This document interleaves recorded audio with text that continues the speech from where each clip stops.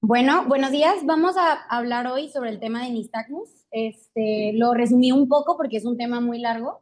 Aquí lo principal que tenemos que entender es qué tipo de nistagmo vamos a encontrar y qué diferentes patologías los encontramos. Bueno, esta es una introducción de lo que vamos a hablar el día de hoy. Vamos a hablar del nistagmo de inicio temprano infantil, que aquí viene también el nistagmo congénito, el nistagmo latente, el fenómeno de Heyman-Bielczowski, el síndrome de spasmum nutans y nistagmo evocado por la mirada y nistagmo vestibular, periférico o central.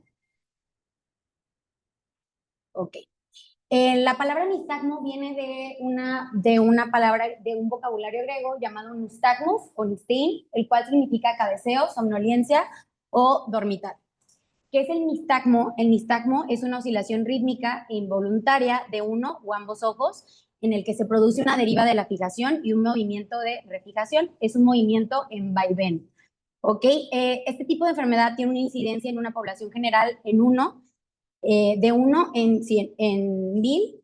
En poblaciones en donde se encuentra una mayor incidencia es en niños con síndrome de Down, en un más o menos 16%, niños con algún tipo de capacidad intelectual en un 5%, en niños con estrabismo en un 50%, y hay que saber que este tipo de enfermedad es muy común en la raza blanca europea. Ok. Es importante recordar que el sistema visual y vestibular van a trabajar en conjunto para mantener la fijación estable en la fobia durante la mirada estática y en el movimiento. La fisiopatología es un poco compleja, entonces la voy a decir lo más fácil posible. Bueno, es importante saber que cuando hay una alteración en este control, va a haber un movimiento ocular rítmico, que es cuando se parece a algo anormal, ¿ok? Los movimientos oculares anormales es pues la incapacidad para mantener la fijación. También comenzamos a tener problemas en la inhibición de los centros de estabilidad ocular y una entrada asimétrica en las vías vestibulares hacia los núcleos oculomotores. Tenemos tres principales grandes sistemas que van a estabilizar la mirada, que van a ser el sistema de seguimiento, el sistema vestibular y el integrador neuronal. Estos tres grandes sistemas, si hay algún tipo o alguna falla en alguno de estos, vamos a tener algún tipo de problema de nistagmo. Principalmente tenemos el sistema de seguimiento. Este va a aparecer más o menos como a los 2 meses de edad, en el que el bebé quiere empezar a coordinar su mirada y cuando quiere voltear hacia un lado, esta mirada no va a ser sana y va a tener alguna sacudida contraria, y es cuando comenzamos a tener este tipo de nistagmo. El sistema vestibular principalmente va a haber una falla en el laberinto cóclea y en los núcleos del encéfalo por el octavo par craneal, y este tipo de sistema hay que recordar que va a estabilizar la imagen durante el movimiento de la cabeza y es el que crea el reflejo del vestíbulo ocular. Una falla en vamos a tener pues también un nistagmo. Y para finalizar tenemos la falla del integrador neuronal. En hay que recordar que se encuentra a nivel del puente, que tenemos integradores de la mirada horizontal que se van a controlar principalmente por el fascículo longitudinal medial, los cuales van a controlar la mirada vertical, y si llega a haber alguna falla en alguno de esos, pues vamos a tener también algún tipo de nistagmo. Muy bien, hay que recordar que el nistagmo no va a ser el único que nos va a empezar a provocar este tipo de movimientos oculares involuntarios y anormales. Puede haber diferentes causas que nos puedan estar causando un nistagmo. Por ejemplo, una crisis epiléptica, una distonía focal, estados de inconsciencia, discenesias sádicas, mioquimia de músculos extraoculares. Aquí también pusimos un cuadro en el cual muestra un poquito sobre movimientos de nistagmo y en qué parte se encuentra localizado o alterado esto. Vamos a lo que realmente es aquí lo básico y lo más importante. Vamos a ver cómo vamos a describir un nistagmo.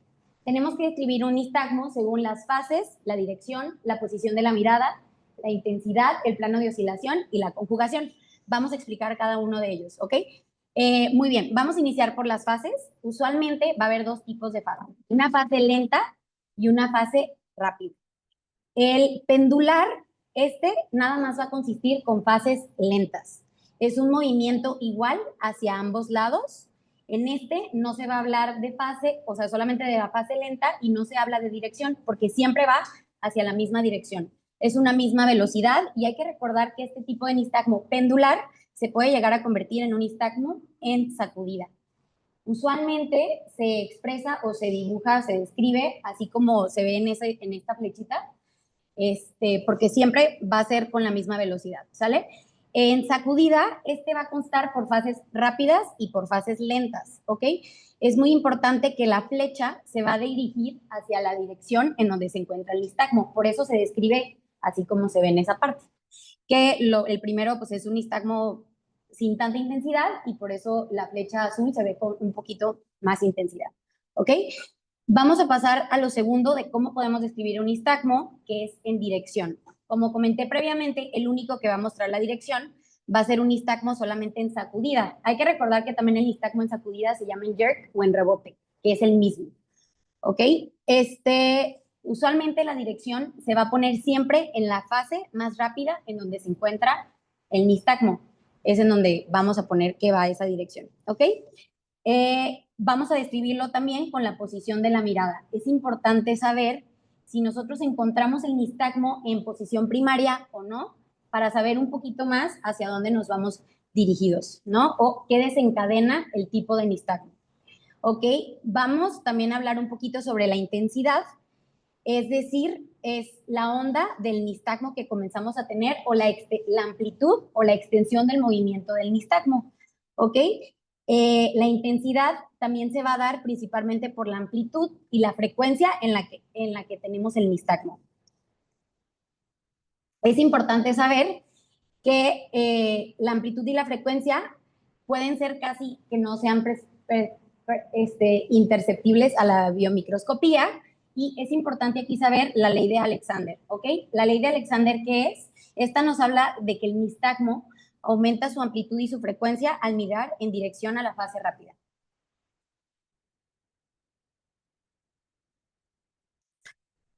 Y también vamos a hablar sobre el plano de oscilación, hacia dónde va el nistagmo. O sea, si el nistagmo es horizontal, vertical, torsional, o si el nistagmo es mixto. Y vamos a ver también sobre el plano de conjugación, ¿ok? En el cual vamos a evaluar la simetría del movimiento del nistagmo. O sea, se divide en desconjugado, es decir, que el movimiento es asimétrico, disociado cuando el movimiento es monocular, y disyuntivo cuando los movimientos son contrarios. Es importante saber también dos terminologías que vamos a hablar sobre el punto nulo y lo que viene siendo el punto neutro. El punto nulo es en donde encontramos el movimiento del nistagmo que comienza a disminuir y en donde va a mejorar ahí la amplitud y por ende ahí el niño comienza a ver mucho mejor. El punto neutro es donde el nistagmo cambia la dirección, ¿ok? Otra vez, va a ser un poquito repetitivo, pero bueno, el nistagmo, como dijimos previamente, es un movimiento ocular involuntario excesivo, son movimientos rítmicos de vaivén. Se pueden encontrar en posición horizontal, vertical, torsional o mixtos, y también pueden ser acompañados de una fase lenta. Comentamos que se va a dividir en dos, sacádico o pendular. El sacádico tiene su fase lenta y su fase rápida. La fase lenta es en la que el movimiento lento del ojo se va a alejar del objeto de la atención, y la fase rápida es el movimiento rápido del ojo que regresa a la forma correctiva para el objeto de atención, ¿ok?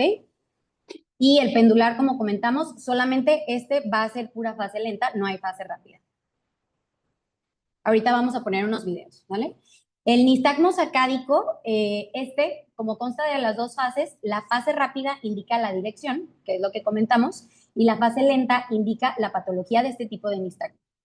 También hay que saber que puede ser un nistagmo disociado, es decir, vamos a checar la amplitud, o sea, qué tanto se mueve el ojo, y va a diferir en cada uno de los ojitos. Y el nistagmo disyuntivo va a hablar sobre la dirección del nistagmo, que va a ser un poquito diferente en cada ojo.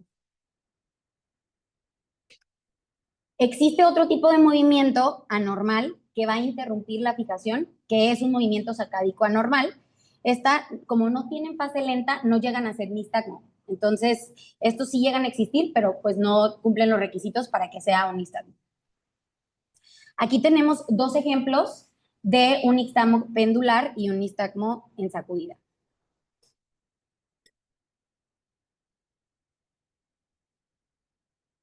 ¿Alguien cree que qué tipo de nistagmo es este? ¿Pendular o en sacudida?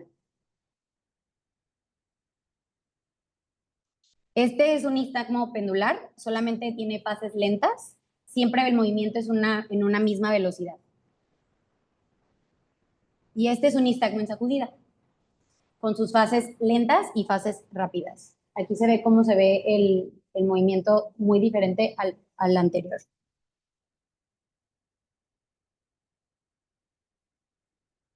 Ok. Es muy importante en la consulta iniciar con el interrogatorio hacia el paciente.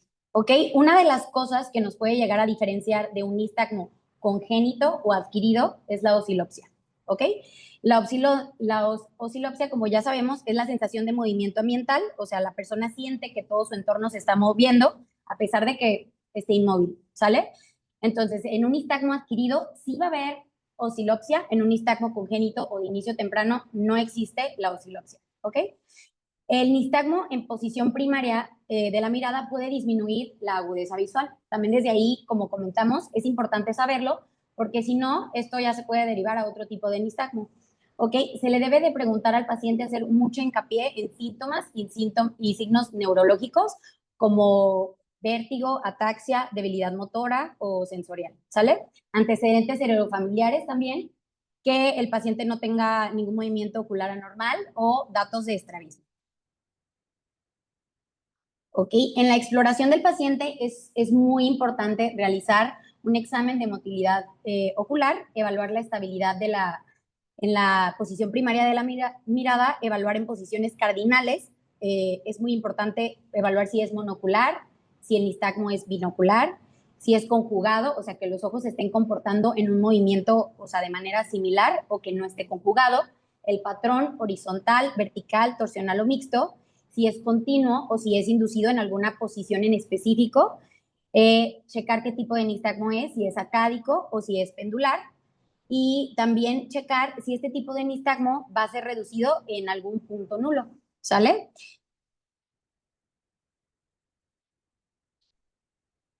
Tenemos diferentes formas de ondas de nistagmo que son nombradas por la velocidad de la fase lenta, ¿ok? El primero es una velocidad lineal, este lo vamos a encontrar en un nistagmo vestibular. El segundo es un aumento exponencial de la fase lenta, este lo vamos a encontrar en un nistagmo congénito. El tercero es una velocidad exponencial decreciente, que lo encontramos por un nistagmo provocado por la mirada. Hay que recordar que la línea horizontal que se ve ahí representa la alineación de la mirada con un objeto de fijación. ¿Ok? Todos ellos son sacádicos y pues el último pues es el pendular. Ok, hay diferentes tipos de clasificaciones del nistagmo. En las bibliografías vienen muchísimas cosas diferentes.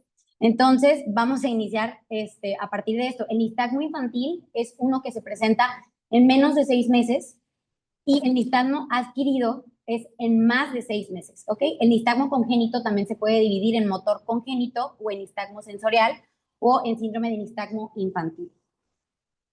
Hay que recordar que en un nistagmo congénito también es importante evaluar y hacer hincapié o indagar sobre causas congénitas de primer trimestre, de último trimestre, prematuridad, ¿ok? Y en adquirido, pues a ver si no he llegado a tener algún tipo de infección, algún tipo de trauma, enfermedad, etc. Muy bien, aquí voy a hablar un poquito más generalizado sobre estos dos, que es el nistagmo motor congénito. Este usualmente es un nistagmo bilateral, va a ser simétrico, se presenta en el primer mes de vida, idiopático. Este es autosómico recesivo ligado al cromosoma X. De 2 a 4 meses comenzamos a tener el punto nulo, ¿ok? Se comienza a tener una característica de una fase rápida en la mirada potencial visual, más o menos de 20-50, y vamos a llegar a formar aquí un tipo de cirugía, que es la de Anderson-Ketzenbaum, para llegar a mover el punto nulo. Ahorita yo voy a explicar bien sobre ese tema, nada más esto es un poquito más general. Y el nistagmo sensorial, esta es una falta del desarrollo del reflejo de fijación, secundario pues a una falta de visión. Aquí vamos a encontrar en este tipo de nistagmo una mayor amplitud y movimientos oculares con una mala fijación, con un carácter buscador. El inicio es mucho más tardío y es muy raro el giro compensatorio. Ok. Vamos aquí a un nistagmo muy importante que es el nistagmo congénito o también llamado síndrome de nistagmo infantil. Este se presenta en los primeros meses a años de edad. Hay que checar primero también antecedentes heredofamiliares, eso es muy, muy importante. Este tipo de nistagmo puede ser conjugado, como ya dijimos, o sea, los ojos se comportan de una manera similar, ¿no? El nistagmo puede ser también llegar a ser horizontal, incluyendo una mirada hacia arriba o hacia abajo. Puede ser continuo, puede ser intermitente, sádico o pendular. Y en este vamos a tener unos periodos de foveación, o sea, es decir, va a ser un periodo breve, los ojos van a estar quietos y van a estar enfocando hacia algún objeto, ¿ok? Principalmente. Y vamos a tener en el punto nulo, si no está en posición primaria, el niño lo que vamos a ver cuando estás viendo el punto nulo, pues está haciendo una compensación con la cabeza, ¿sale?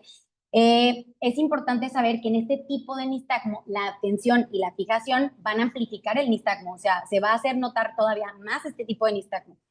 Y en la convergencia o haciendo algún punto cercano, este va a disminuir y este desaparece al dormir. Eso es muy importante. ¿Ok? En el nistagmo congénito, pues, como ya explicamos previamente, aquí yo resumí un poquito los dos signos claves que tenemos, que es la inversión del patrón normal, que son los movimientos de fase lenta, va a ser en dirección opuesta, o aumento de la velocidad de la fase lenta exponencialmente con la distancia de fijación. ¿Ok? Este tipo de nistagmo, como comentamos, no tiene opsilopsia y la agudeza visual va a ser determinada por periodo de foveación y una enfermedad de vía aferente, que usualmente se encuentra disminuido o normal. Va a haber una asociación con un estrabismo en un 30%, y es también asociado a condiciones que causan una pérdida de visión bilateral antes de los 2 años. Aquí vamos a poner un video sobre cómo vamos a ver un nistagmo congénito.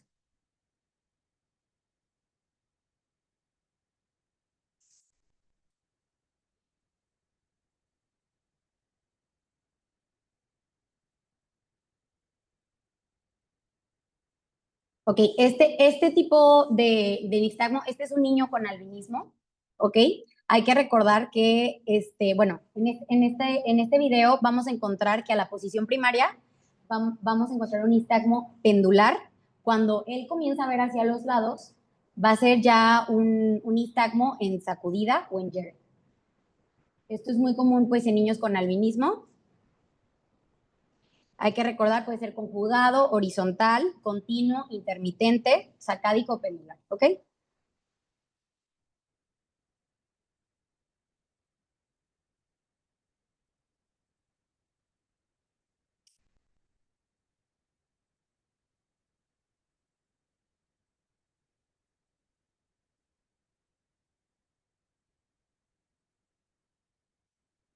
Bueno, es importante buscar la etiología de esta enfermedad, que puede ser por algún tipo de anomalía estructural. Puede ser algún tipo de catarata congénita, alguna enfermedad de Peters, albinismo, glaucoma, anomalías del segundo nervio craneal, daño cortical. Hay que checar que si no encontramos algún tipo de anomalía estructural obvia, tenemos que buscar o indagar más. Hay que buscar la opción que no pueda ser algún tipo de neuropatía óptica, de una hipoplasia foveal o una distrofia retinial. ¿Ok? En la neuropatía óptica vamos a encontrar una hipoplasia del nervio óptico. Es importante para eso entonces realizar neuroimágenes para poder tener un tipo de mejor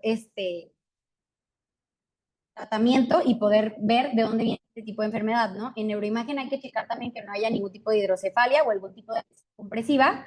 En la hipoplasia foveal, esto es muy importante que lo vemos en niños con albinismo o aniridia, signos importantes que también podemos encontrar en un niño con albinismo van a ser defectos de transluminación del iris, hipopigmentación del EPR, foroides de piel y del cabello, ¿ok?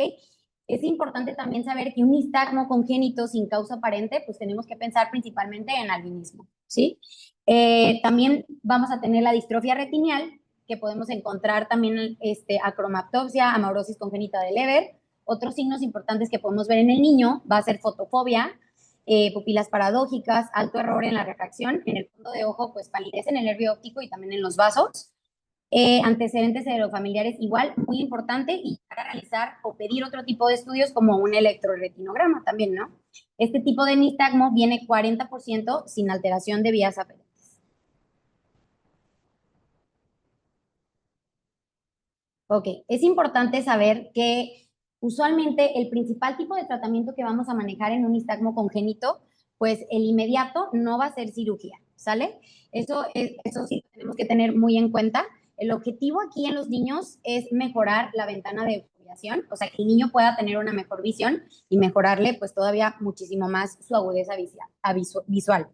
Tenemos diferentes medicamentos que podemos llegar a utilizar, como la memantina, gabapentina, pueden disminuir la gravedad y mejorar la agudeza visual, pero pues no se usa mucho por sus efectos adversos que podemos encontrar. Podemos tener también otros tipos de tratamientos, como los prismas. Es importante saber que el uso de prismas va a mejorar las posiciones compensatorias que va a tener la cabeza, ¿no? Al ubicar el punto nulo que el niño tiene. Entonces, eso nos puede ayudar mucho. Tenemos también los lentes de contacto blandos, también se pueden llegar a utilizar. Se decía que ayuda mucho para la oscilación del nistagmo, y podemos también llegar a utilizar la toxina botulínica. Es muy importante que sí se puede utilizar en niños menores de 2 años sin ningún tipo de problema. Ok. Usualmente en un nistagmo congénito vamos a realizar dos tipos de cirugías, ¿ok? Es importante saber que tenemos la cirugía de Anderson-Ketzenbaum, que es un procedimiento de receso, resección bilateral de los 4 músculos de los rectos horizontales, que lo que busca este tipo de cirugía es volver a la posición primaria, ¿sale? La posición nula de la mirada hacia la posición pues, principal, como aquí dice, ¿no? Desplazar el punto nulo más cerca de la posición primaria, y el riesgo que tenemos en este tipo de cirugía es una diplopia. Solamente este tipo de cirugía se realiza si el niño tiene una compensación de la mirada, o sea, una tortícolis, ¿ok? El procedimiento aquí principalmente, ok, en esta imagen que tenemos, el paciente mantiene el giro de la cabeza hacia la izquierda. El procedimiento lo que busca hacer es desplazar el punto nulo hacia el centro y reducir el giro de la cabeza, ¿ok? Los músculos recto lateral derecho y el recto medial izquierdo se retroinsertan y se van a empezar a resecar los músculos recto medial derecho y el recto lateral izquierdo, ¿ok? Para que el paciente al final tenga la posición de la mirada normal, ¿sale? Y tenemos la técnica del oso, que es la tenotomía de los músculos rectos horizontales y reinserción en el sitio original. O sea, lo que buscamos es cortar el tendón principalmente y volver a recolocarlo en su sitio. Esto es para mejorar el nistagmo.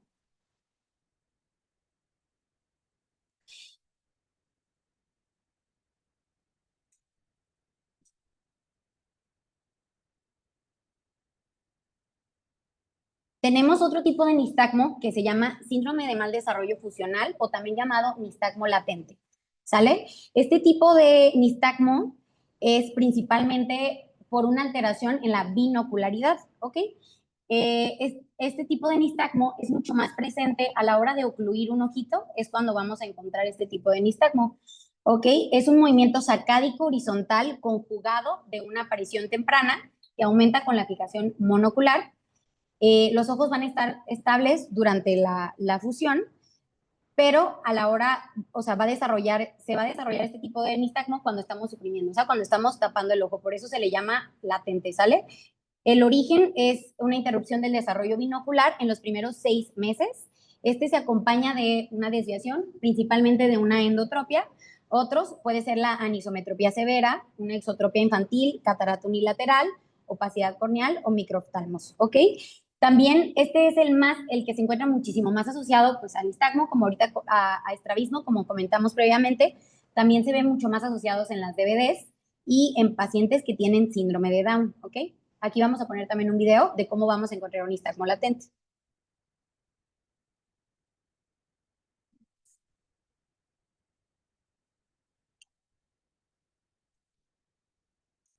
Aquí vamos a ver el video de cómo vamos a ocluir un ojito y comenzamos a tener el nistagmo.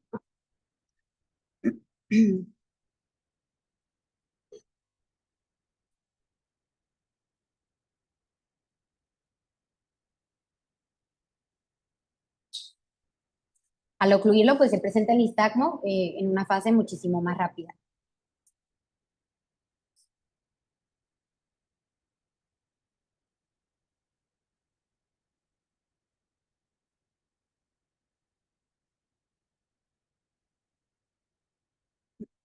Ok, tenemos a otro tipo de nistagmo que es el nistagmo monocular o también llamado fenómeno de Heyman-Bielczowski.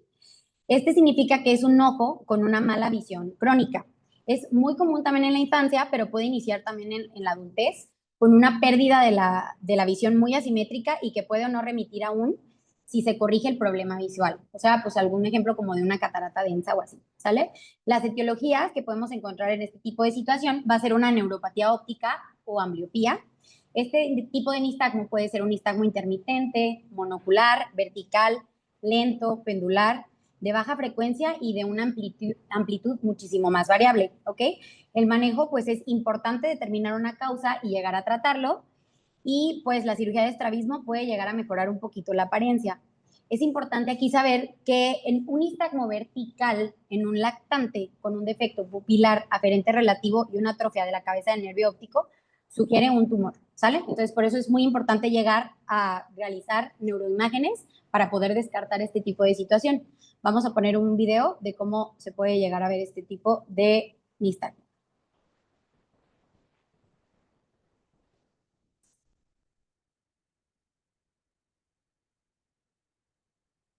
Aquí es como lo vemos en el ojito izquierdo, principalmente. Ahí se ve nada más el movimiento monocular, ¿no?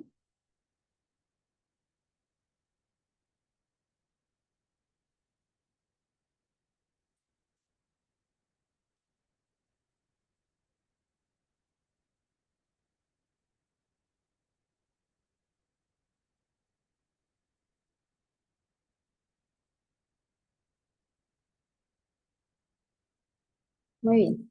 Vamos a hablar ahora sobre otro nistagmo de la infancia. También es muy importante hablar sobre el síndrome del spasmus nutans, ¿ok? Este tipo de nistagmo es un nistagmo pendular que se acompaña con un cabeceo. O sea, así literal yo me lo aprendí. Este tipo de nistagmo usualmente por lo general dura de 1 a 2 años y hay una resolución espontánea si es que no existe alguna otra enfermedad asociada. ¿Ok? Este tipo de nistagmo vamos a encontrar que hay movimientos asimétricos que tienen una disminución en la amplitud, un aumento en la frecuencia. Vamos a encontrar tortícolis y movimientos como de asentir la cabeza, ¿ok? En un niño siempre. 60% disminuyen el nistagmo y mejoran su visión usualmente. Se adquiere en el primer año y mejora de 2 a 8 años después. Otras literaturas decían a 1 o 2 años, nada más. Es importante citar también los antecedentes heredofamiliares, la etnia afroamericana, que también pues todo esto conlleva más a que sea un síndrome de spasmus nutans, y un nivel socioeconómico bajo, eso también decía en la literatura. Y es importante saber también el diagnóstico que puede ser por tumores de quiasma, supraquiasmáticos y algún tipo de distrofia retiniana. Por eso mismo es importante realizar neuroimágenes para poder tratarlo a tiempo y poder descartar este tipo de nistagmo, ¿sale? Saber si va a ser espontáneo o no. Aquí también es un video de cómo vamos a ver al niño con nistagmo de espasmos.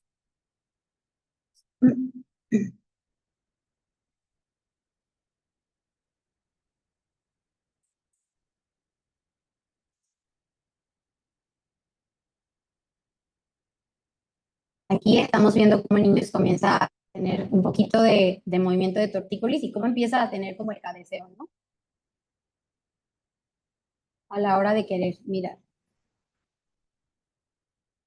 Se llama shift movement.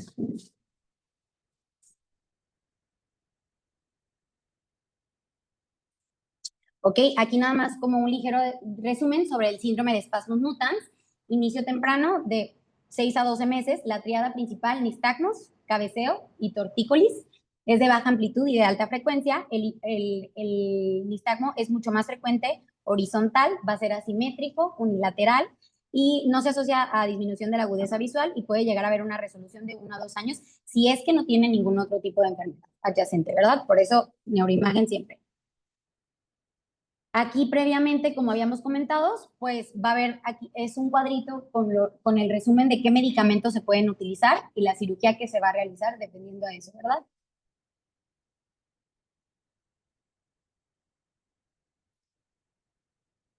Vamos a hablar ahora sobre el nistagmo evocado por la mirada.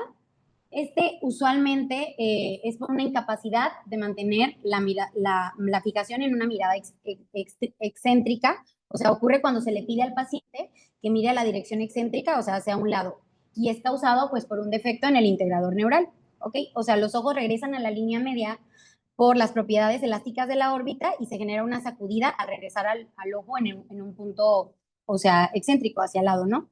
La fase rápida siempre va en la dirección de la mirada, ¿ok? Este sí maneja la ley de Alexander, o sea, el nistagmo aumenta la intensidad a medida que el ojo se mueve en dirección de fase rápida. Las etiologías de este tipo de nistagmo lo podemos encontrar, pues, que el paciente esté consumiendo algún tipo de medicamento, alcohol, sedantes, anticonvulsivos, antidepresivos, ¿ok? También hay que descartar algún tipo de enfermedad cerebelosa, PBC o desmilinización o algún tipo de tumor, ¿ok?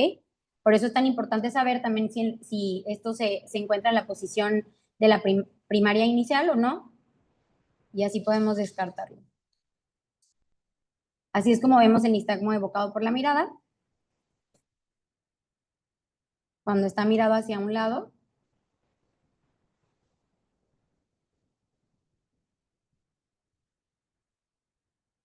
hacia el otro lado, que es ahí cuando se presenta, o sea, principalmente.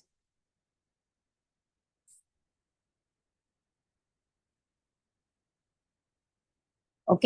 Este tipo de nistagmo es en sacudida, jerk, rebote. Vamos a encontrar una mirada excéntrica prolongada de más de 30 segundos. Va a haber una disminución en la amplitud de este tipo de nistagmo.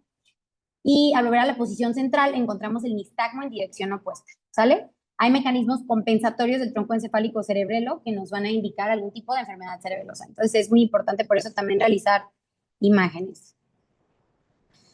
Y vamos a hablar sobre el nistagmo vestibular. Vamos a hablar sobre estos dos tipos de nistagmo, que es periférico o central, ¿ok? El nistagmo vestibular, vamos a tener que puede ser por una etiología, va a haber una disfunción de los órganos terminales, conductos semicirculares o estructuras otolíticas del nervio vestibular.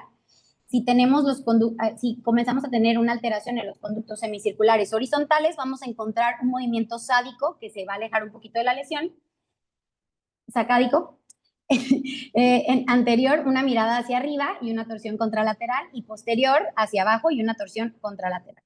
Es importante aquí, la verdad, saber más o menos cómo vamos a ver este tipo de nistagmo, que van a ser movimientos horizontales y torsionales combinados. ¿Por qué? Porque el central va a ser al revés, va a ser vertical. Aquí van a ser las típicas características que vamos a encontrar en un paciente con un nistagmo vestibular. Aquí viene la lista de qué es lo que encontramos.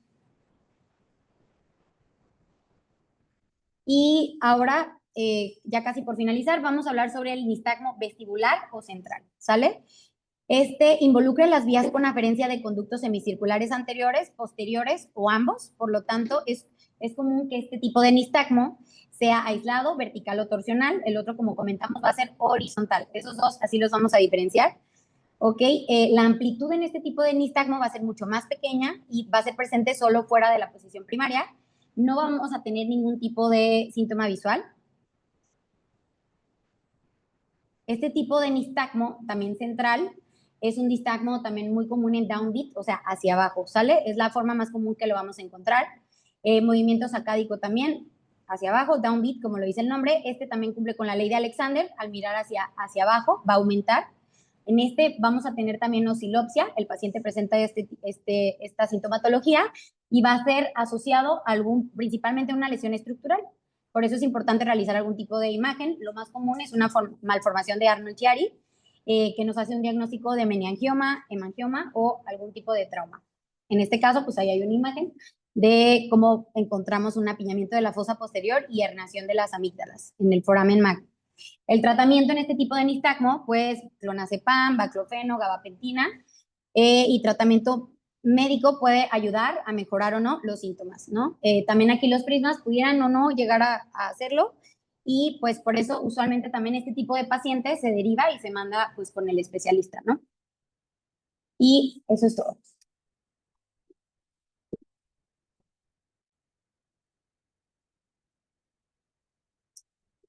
Doc, no sé si quiere agregar algo de, no, pues alguna opinión, algo de la cirugía.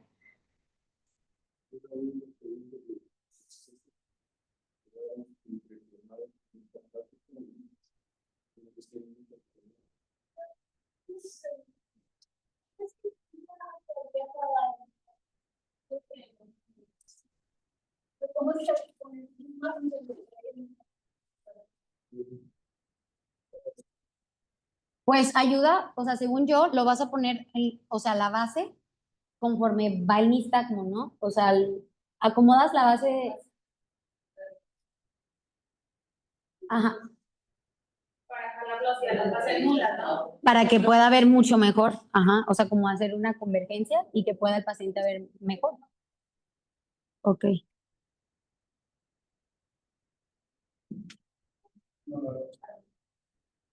Necesito que me escuche porque si no. El nistagmus en relación a a la contestación de esta pregunta es que el nistagmus debe de ser menos de cerca y más de lejos. Los músculos rectos medios son muy poderosos y en los niños la convergencia es muy fuerte. Si nosotros estamos manejando un carro de caballos, ¿cómo lo frenamos? Pues, ¿Sueltas sí. así o le jalas las riendas? Jalas la rienda. ¿Qué haces tú con tu novio si no se porta bien? ¿Le sueltas o le jalas las riendas? Jalas la rienda. ¿Y qué pasa? Se frena. Tiene que frenar. Entonces, muy bien. Si nosotros tenemos este freno de los caballos, es que jalamos y frenamos en la convergencia. Y entonces yo puedo hacer esto de cerca, voluntariamente, porque tengo una visión de cerca, y de cerca va a frenar, ¿verdad? Y el nistagmus va a disminuir ese freno. Si yo uso prismas, puedo usar prismas para ver de cerca, o puedo usar prismas para que el prisma desvía la mirada hacia la base del prisma. El prisma es la mitad de una esfera. Si la base, ¿verdad? Yo la pongo en la parte interna, la convergencia se va a presentar como una desviación de freno. No sé si estoy cantinfleando o estoy explicando bien. Ese es como yo lo entiendo, el freno de los prismas, el freno de la convergencia, ¿verdad? De los caballos, pero pues lo demás esto es muy complejo, es una exposición espectacular, me fascinó. Está bien difícil el tema. Algo que es es complejo. tremendamente difícil, es la mejor presentación que he visto yo en todos los congresos, no nada más en los residentes, sino en todos lados, y es una presentación muy completa.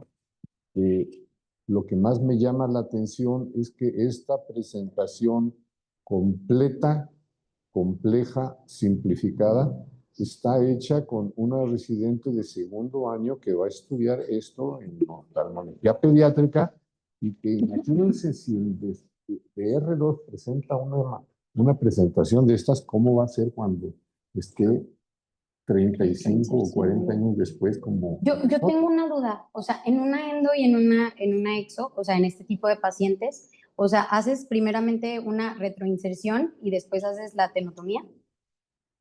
Haces el movimiento, la tenotomía la haces de ambos, para debilitar ese movimiento que tiene. Entonces, Ok. si aparte tiene endo o Ajá. tiene exo, tienes que hacer un retroimplante. Ok. Pero tienes que debilitar también el músculo contrario o el movimiento que está teniendo. Ok. Entonces, lo haces en los dos, ¿verdad? Ok. ¿Sí? Entonces, Y no lo vi. yo quiero continuar esto. Para mí, quien más ha manejado esto y quien mejor lo ha hecho es la doctora Emma Limón, que pues llegó a los 100 años con una inteligencia impresionante.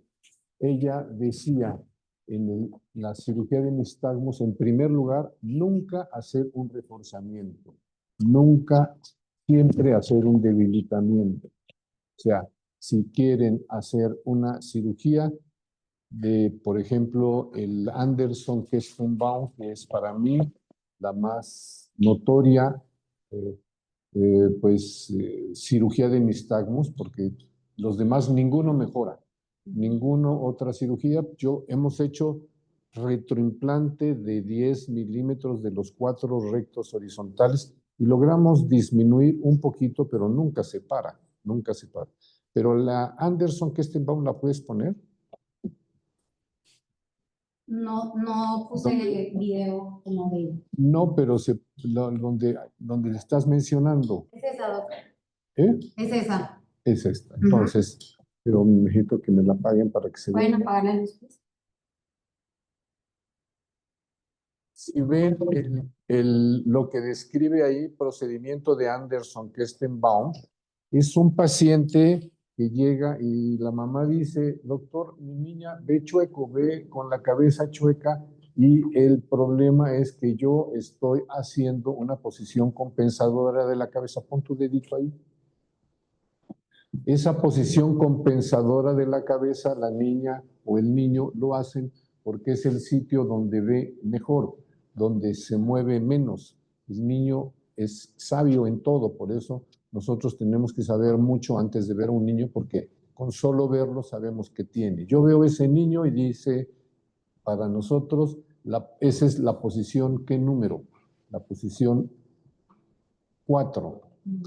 Entonces, él bloquea o él tiene su punto de mejor visión en la posición 4 y el procedimiento de Anderson-Kestenbaum, es decir, si él frena en 4, pues si yo le cambio ese freno a 5, pues ya queda en una posición donde va a mejorar el nistagmus en la posición mirada al frente. Entonces, si yo retroimplante del recto externo, mijita, con tu dedo.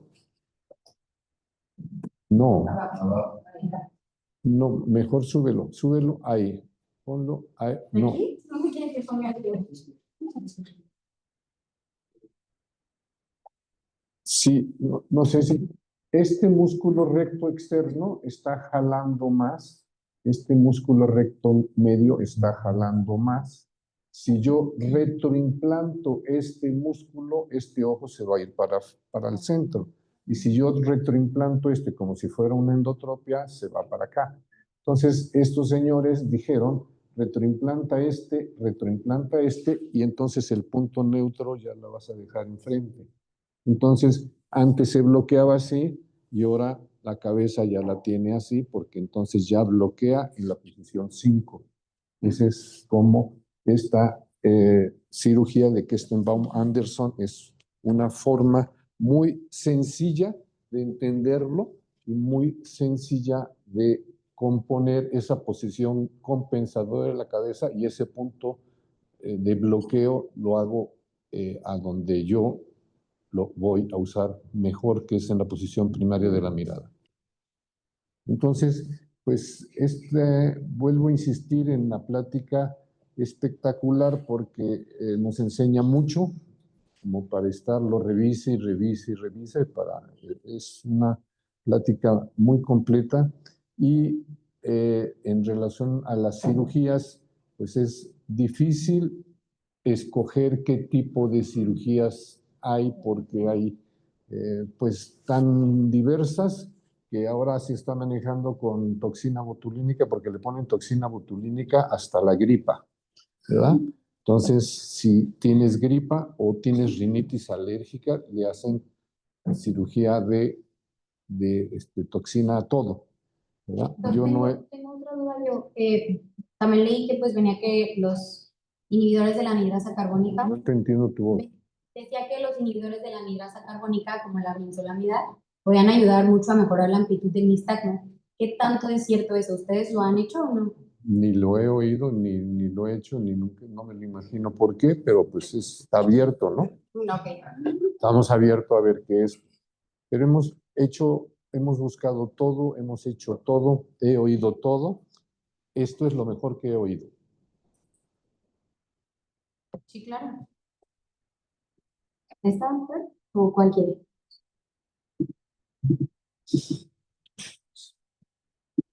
Usted me dice, ¿eh?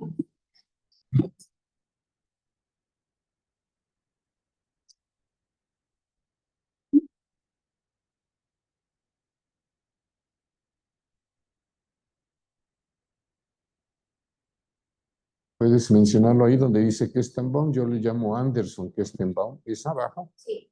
Ese es de lo que estamos viendo, que es de lo que veo más resultados hablando de cirugía, porque hemos hecho los 4 rectos horizontales retroimplantados que disminuyen cuando hay un nistagmo severísimo, y este Kestenbaum, que es muy útil porque compone posición compensada de la cabeza y nistagmos.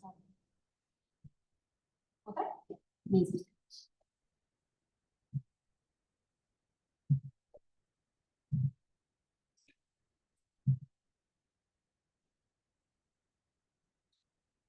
Pues más atrás.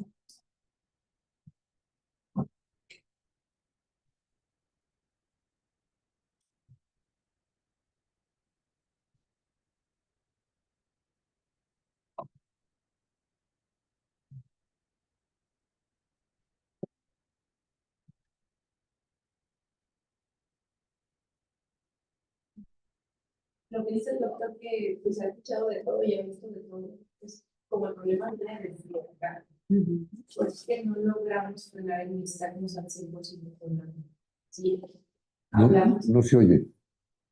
Como el problema está a nivel de las conexiones en el cerebro y nosotros lo que hacemos es mover los músculos extraoculares, hacer una tenotomía. Lo único que logramos es disminuir el movimiento que tiene el ojo, pero no quitamos la causa fundamental. ¿Sí? ¿Dónde está la causa? Está en estas conexiones. Por eso es que te dicen que la memantina, la gabapentina pueden tener cierta acción para disminuir el movimiento, pero que lo quiten el 100% no, porque son estas conexiones neuronales las que no se lograron desarrollar en el niño.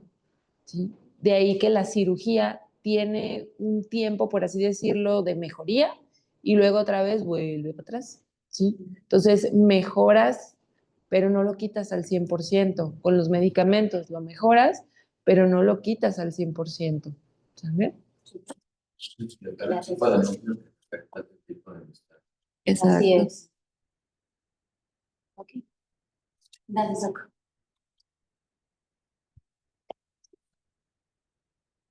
Y finalmente, pues si no hay más preguntas ni hay comentarios, yo diría como pues, la cereza del pastel,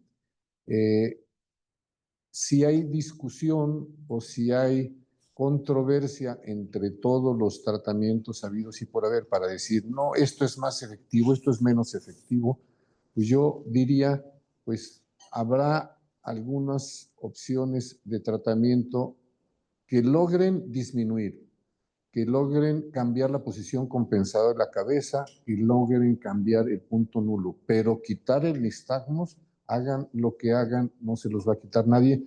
La demostración es el caso de Miguel Alemán Jr. No sé si ustedes supieron que hay en la historia de los presidentes de México, hay un presidente Miguel Alemán. Ese Miguel Alemán tiene un hijo que pues fue el dueño de Televisa, después sigue siendo una persona en la política muy nombrado, con toda la lana del mundo, anduvo por todo el mundo para que le quitara el nistagmus y nunca le quitaron el nistagmus al hijo de Miguel Alemán. Nunca, ni siquiera se lo disminuyeron. Entonces quiere decir que no es un problema sencillo, que se trata, que lo tratan mucho, que opinan mucho, que hablan de 20,000 cosas, pero realmente de las 2 opciones que hemos mencionado son las únicas que sirven desde el punto de vista quirúrgico. Médicamente, pues no tengo experiencia para saber si los medicamentos han tenido o no han tenido mejoría. Pues eso, no sé si la doctora Edith lo ha revisado. Relevancia estadística, como para que digamos que todo se disminuye un poco, pero no sé. Muy bien. Felicidades. Gracias.